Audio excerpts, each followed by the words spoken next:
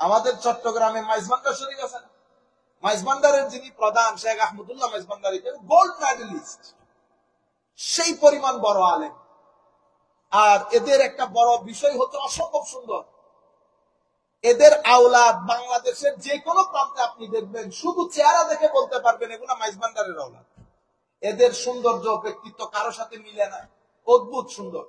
এবং এদের এদের কিছু চারিত্রিক বৈশিষ্ট্য আছে, তোর মধ্যে একটা হচ্ছে অসম্ভব সুন্দর এবং ভদ্র। এরা যখন কথা বলে এই 2-3 জন পরের মানুষ শুনে না, বুঝতে পেরেছে? বাংলা আমাদের চট্টগ্রামে কম সংখ্যক আলেম যিনি হুজুরের কাছে যাই নাই মোনাজারা করতে, বিতর্ক। একদম বড় বড় সমস্ত আলেম, মুফতি মিল্লাত, যাকে মুফতি ওসিউর রহমান বলা হয়, আমাদের এই ওসিউর রহমান অনেক আগের ওসিউর রহমান, হ্যাঁ, আমার শাশুড়ির বড় আব্বা, মানে নানার বাবা, আমার শাশুড়ির নানার আব্বা মুফতি মিল্লাত, হুজুরের প্রধান খলিফা চট্টগ্রামের মধ্যে, জলিলুল কদর আল্লাহর বলি, সেই রকম মুফতি গেছেন মোনাজারা করতে, হয়েছে মুরিদ। এইরকম একটা দুইটা না, অসংখ্য উলামা গেছেন বহস করার জন্য। খুদ খাজা মাইনুদ্দিন চিশতি যখন আসতেছেন, তো বুখারার ওদিকে উনি 2 দিন ছিলেন। বুখারার বড় আলেম, উনি শুনছে খাজা মাইনুদ্দিন, মাইনুদ্দিন মানুষকে বেদাত বানাই ফেলতেছে, অমুক সমুক বলে ডিবেট করবে। তো হুজুরের সাথে যারা ছিলেন তারা বলতেছেন, হুজুর অমুক আলেম আসতে চাচ্ছে, আপনার সাথে কথা বলতে চাচ্ছে, উনি তো খুব রেগে আছে। আচ্ছা আসতে দাও বেটা, ইয়া করো, এই বাকি স্বীকার করে গোস্ত পুণ্যা টুন্যা রাখো, আসতে দিব।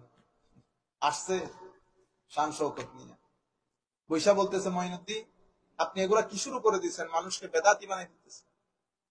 আচ্ছা কথা পরে বলি, আগে আপনি মেহমানদারি কবুল করেন। গোস্ত দিছে এক টুকরা খাইয়া পরে বলতেছে, হ্যাঁ বলেন কি বলবেন। হায় হায় হায়, ব্রেন সাফ হয়ে গেছে। আরেক টুকরা দিছে, খাইয়া বেহুশ হয়ে গেছে। ঠিক আছে, কতক্ষণ পরে পানি শিক্ষা টিকা দিয়া তুলছে, আরেক টুকরা খাওয়াইছে, সবকিছু ঠিক হয়েছে। খাওয়ার পরে বলতেছে, এবার বলেন। হুজুর আমি তওবা আপনার দরবারে, আমারে তওবা করা। বুঝতে পেরেছেন? এই জন্য সমস্ত বলিরা এটা সব জায়গার মধ্যে আমিও করি সব সময়। এক জামানা সোহবতে বা আউলিয়া বেহতারা সালে তাআত বেরিয়া, আল্লাহর ওলিদের সংস্পর্শে মুহূর্তের জন্য বসা 1000 বছর বেরিয়া ইবাদত থেকে উত্তম। এগুলো আমরা প্রথমে বুঝতাম না, পরে আসলে হক।